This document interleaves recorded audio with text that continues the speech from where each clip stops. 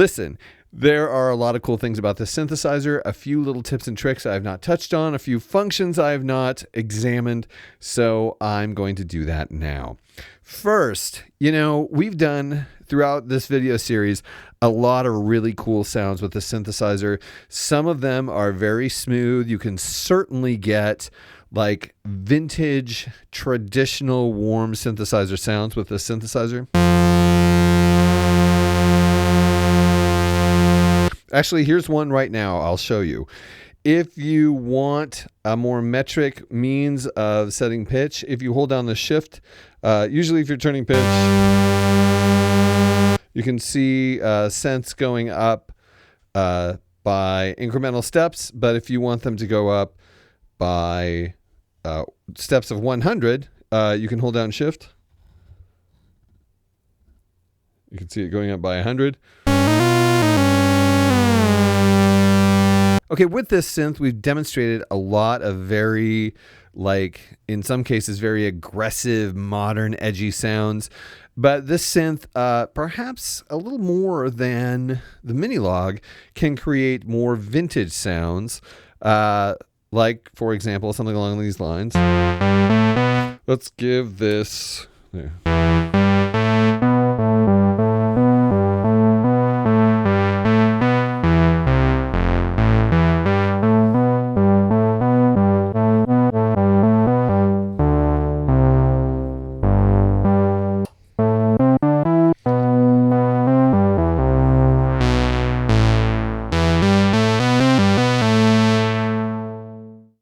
And if you want portamento, as you probably should if you're trying to make a vintage synth sort of sound,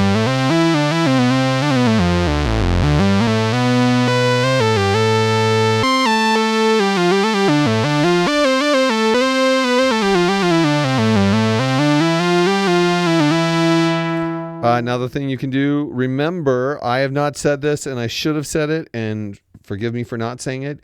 If you want a negative envelope, all you have to do is again hold down shift and turn the intensity knob. Of course, then you have to adjust, which makes a huge difference. Negative envelopes make a tremendous difference in the possibilities of sound that you have. So obviously this is a sound you wouldn't get if you didn't have negative envelopes, but you do. So anytime you want to apply a negative envelope, hold down shift while you're turning the knob. If I turn the knob now without holding down shift, we'll go back to positive. But yeah, so if you want a negative envelope, hold down shift, which is very helpful.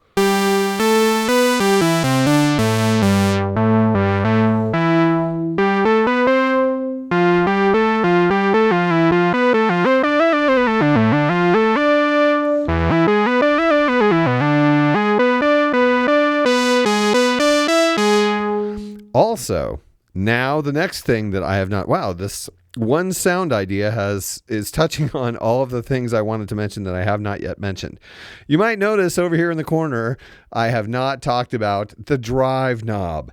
Drive is distortion, and that is awesome for two reasons. I'm going to show you the less common reason first, although it'd be more fun to show you the more common reason first.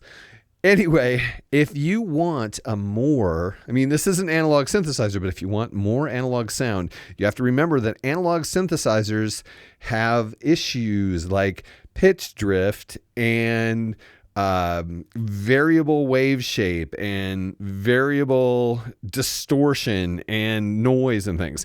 So having a drive knob is awesome because, now granted, we could turn it up and get all distorted, but turning it up slightly adds distortion to the sound and gives it a more rich analog sound by emulating the sort of distortion that existed in vintage synthesizers. And you can watch what it does to the sound wave here in the window. You can see those edges start to round off. But if you make a choice where it's not obviously distorted, you're getting distortion, which is giving you tone.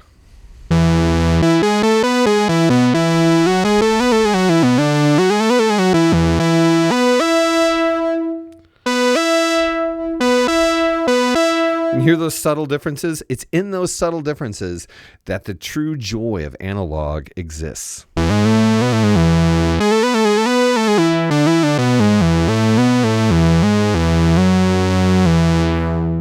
But, of course, if you want to go all metal, you can certainly do that too. You can choose more distorted sounding wave shapes.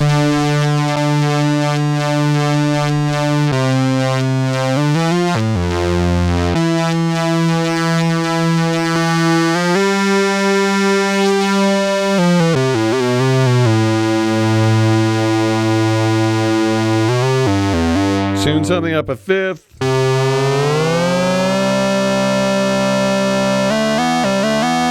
Then bring in the drive.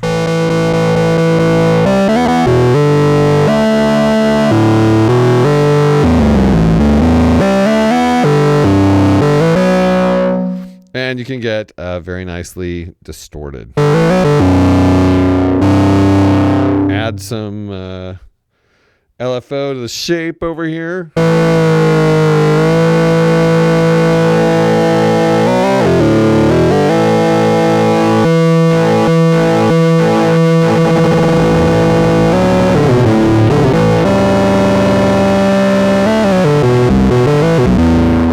Anyway, you can get some really nice distorted sounds.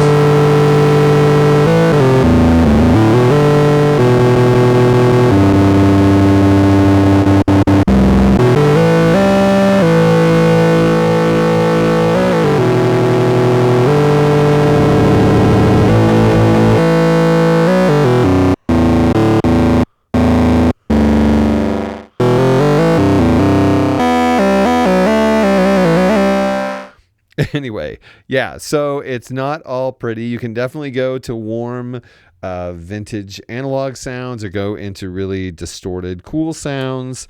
It's up to you.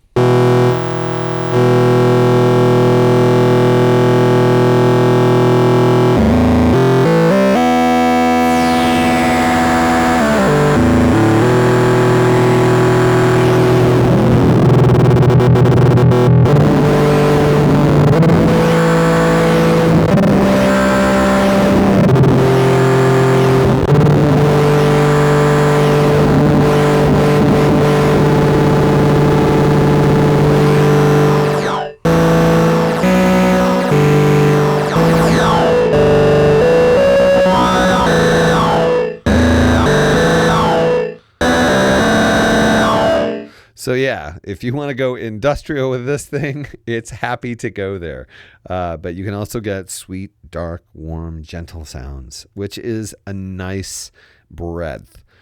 Okay, so we have all of that going on. I also want to talk about at least some of the edit mode possibilities here. I think we kind of went through this before, but I'm going to go through it really quick again because it's important. Here, let's do this. I'm going to get rid of this extremely cool sound and go back to something a little bit more tame, because what we want to do, okay, here is where we deal with this first button, which is blinking. You probably can't see because of the interesting lighting situation that my lighting creates. But yeah, all of these are very obviously glowing red to me, which is not showing up to you at all, which I think has to do with magic or pixies, or I don't know. I don't know why you can't see this, but it's something. Anyway, very obviously red buttons are lit here, so I'm making choices. I'm not just like memorizing that this button does this. I can see a red light blinking here.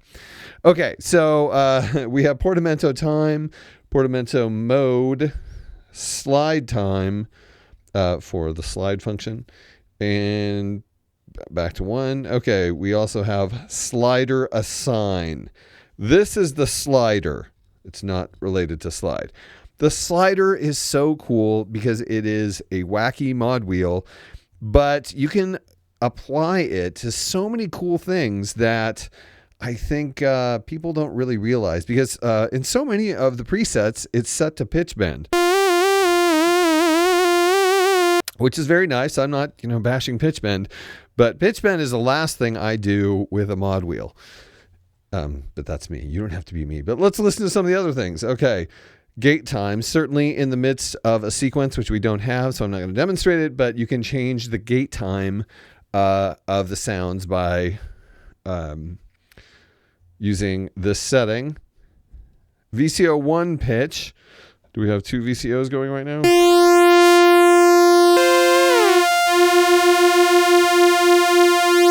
Okay.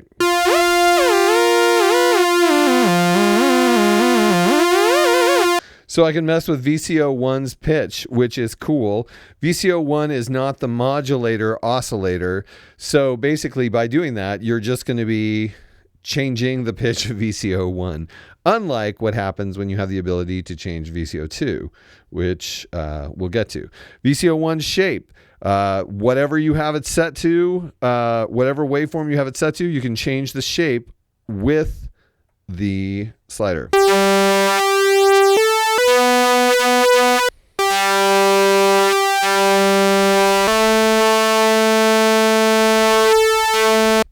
And where you have the shape knob set's going to make a difference, because if I have it all the way to the left, which is off, we only go up. We can only change the shape from here to the right. Nothing happens to the left, but you put it in the center and you get pretty much the whole spread. And if you put it all the way to the right, it's the opposite. All of the change happens going from the center to left.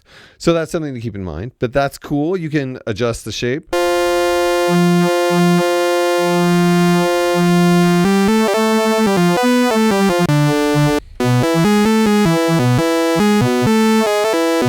Expressive possibilities abound. Okay, we also have VCO2 pitch, which is what I was going to talk about.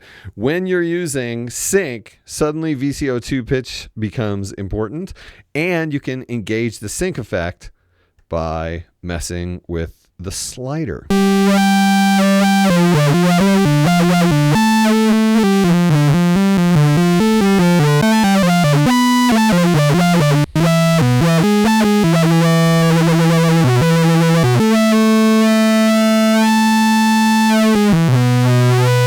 Having it set to different pitches, of course, is going to yield different results.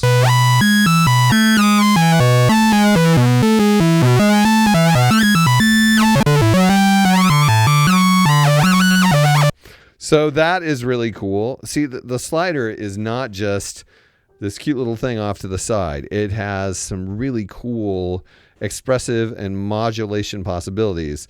Also, we can mess with VCO2's shape, which sounds cool in sync. We don't have to be in sync.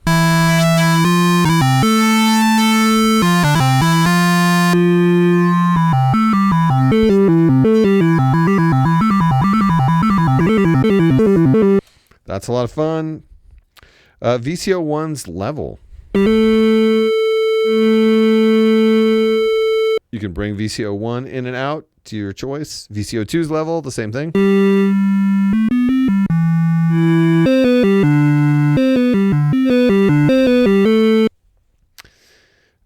Of course, cutoff.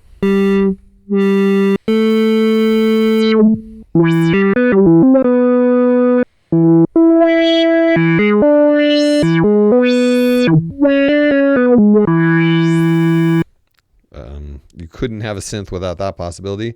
We can also adjust resonance.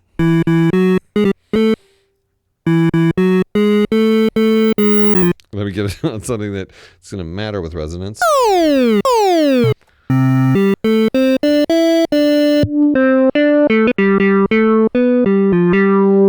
we'll turn the resonance all the way to 0. We can go all the way up from the center all the way to the right. Of course, if you put it in the center, you can take it away or give it more. So there's resonance. You can bring the resonance in. Envelope generator intensity.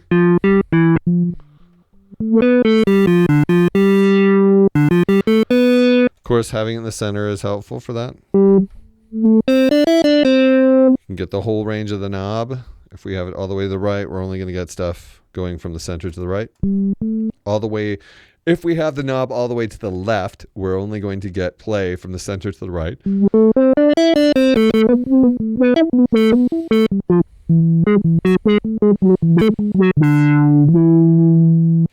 Cool and fun. Attack envelope. Let's put it on something where the attack's going to matter. So we can adjust how quickly the attack is.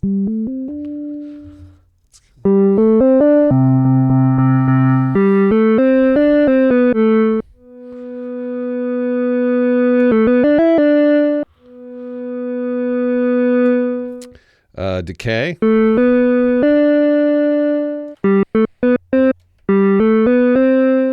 That's pretty awesome.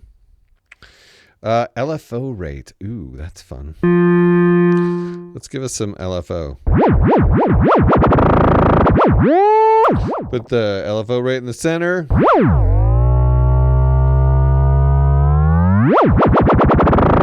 Put it on fast, it'll go crazy.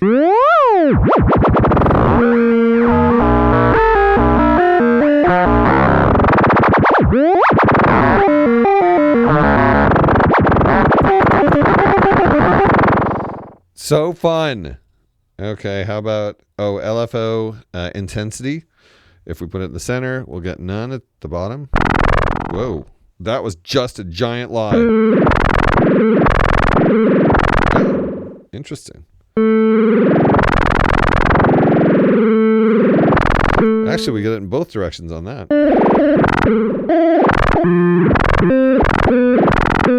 Fun. Portamento.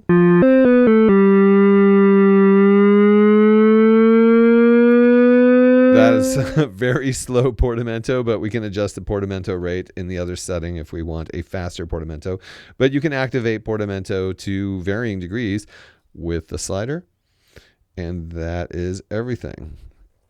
So that is fantastic. The slider is really a great expressive tool. If you want a knob that you want to turn and want to have more expressive ability, turning that knob in performance or when a sequence is going, definitely the slider is the way to go because you have some control over how powerful it can be. And it's really easy. It's much easier to push this from the center to the right or center to the left than it is to turn a knob the entire pull of its turn. You know what I'm saying? Like the entire range of its turn is not as easy to do as it is to control with this.